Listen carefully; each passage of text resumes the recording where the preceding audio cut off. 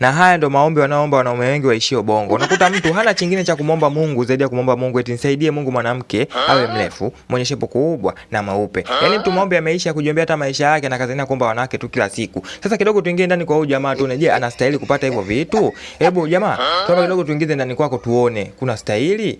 Tuingize ndani tunaomba. Maana watu wengi wanaomba maombi haya. Wanaume wengi Bongo wanaombaga maombi haya. Haya.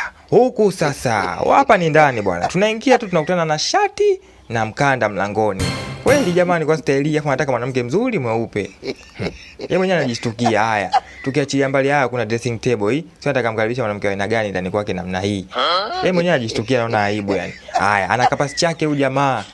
Aka hapa, si cha mkaa, si cha aina gani, afu anataka mwanamke mzuri mwenye shepu kubwa alitoe ndani kwake hapa. Haya, anaalia chaga, ana hata godoro. Ndoo zinakaa chini ya kitanda kweli kwa staili hii. Afu anataka mwanamke mzuri. Haya, vikombe viwili, si cha aina shangazi yake. Tuingeni na chooni basi. Hataki jamani.